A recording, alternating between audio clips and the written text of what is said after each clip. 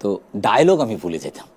আচ্ছা, তো দেখা যায় কি যে আমি তো ব্রিফ করে ছেড়ে দিছে, লাইট টাইট হচ্ছে, এটা অন্যরা তো সবাই গল্প গুজব করতো, আর আমি অ্যাসিস্ট্যান্ট ডিরেক্টরদের সাথে ওর সাথে রিহার্সাল করতে থাকতাম ডায়লগ মনে রাখার জন্য, যেটা কি। আমি আরেকটা প্রোডাকশনের কথা বলি, এটা হলো বিদেশ নাম ছিল, এটা সন্দ্বীপে আমরা শুটিং করছি। এটা একটা ডিজাস্টার ছিল, বিকাল থেকে শুট শুরু করছি, এরপরে রাত 1টা পর্যন্ত ঠেকছে।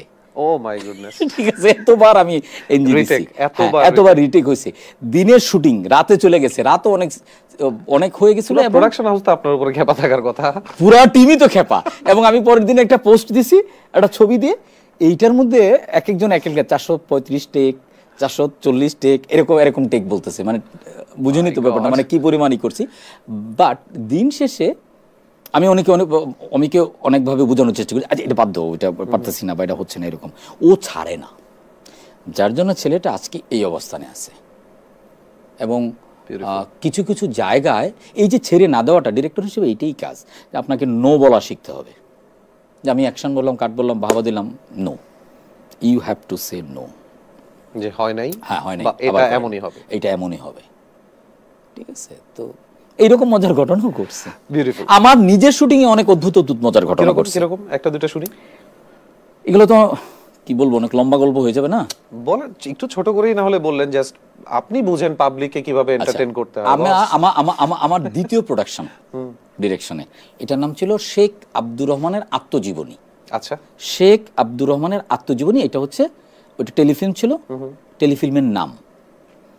তো এইটার মেইন কাজ ছিল হচ্ছে আব্দুল মান্নান সৈয়দ। আচ্ছা, অনেকেই হয়তো চিনে থাকবেন, উনি বেসিক্যালি রাইটার, লেখক এবং নজরুল গবেষক। তো এইটার কাজটা করে দিয়েছিলেন বসে, মোস্তফা সরোয়ার ফারুকী। এটা চ্যানেল ওয়ানের জন্য একটা প্রোডাকশন ছিল। তো মাননীয়কে যখন প্রপোজ করলাম এরকম ক্যারেক্টার, উনি রাজি হয়ে গেল। খুব ভালো স্ক্রিপ্ট, ভালো গল্প, আমরা শুটও করছিলাম খুব মজা করে। তো যাই হোক, আমরা ওনাকে নিয়ে শুটিং করছি মতিঝিলের কলোনিতে। আচ্ছা, জিবি কলোনি বা এজিবি কলোনি, এরকম একটা মতিঝিল টিএনটি কলোনি বা কোন একটা কলোনিতে শুটিং করছি ওখানে। তখন কিন্তু মানুষের শুটিং এর জন্য আমরা রিয়েল হাউস টাউস পাইতাম, এখন তো শুটিং এর জন্য শুটিং এর নাম শুনলেই ভয় পায়। তখন মানুষে এই সহযোগিতাটা করতো। তো আমরা কলোনিতে শুট করছি, 6 দিন শুট ছিল। 5 নাম্বার দিন রাতের বেলার ঘটনা। ওকে, আমরা কলোনি থেকে শুট করে ওই লোকেশন র্যাপ আপ, পরের দিন আমরা দিনে শুট করব। কিছু প্যাচওয়ার্ক আছে মান্নান ভাইকে নিয়ে, এটা রেল লাইন, এরকম রাস্তাঘাট, এরকম। জি। তো এখনকার যে এই যে মুসাফির সৈয়দ বাচ্চু অ্যাক্টিং করে, যে এ তখন আমাকে অ্যাসিস্ট করে প্রথম আমার সাথে, সে আমার মাধ্যমে হ্যাঁ ওইখান থেকেই পরে ছবি আলে গেল, পরে ছবি আলো অ্যাসিস্ট করতো, এখন তো সে পুরোদস্তর অ্যাক্টর।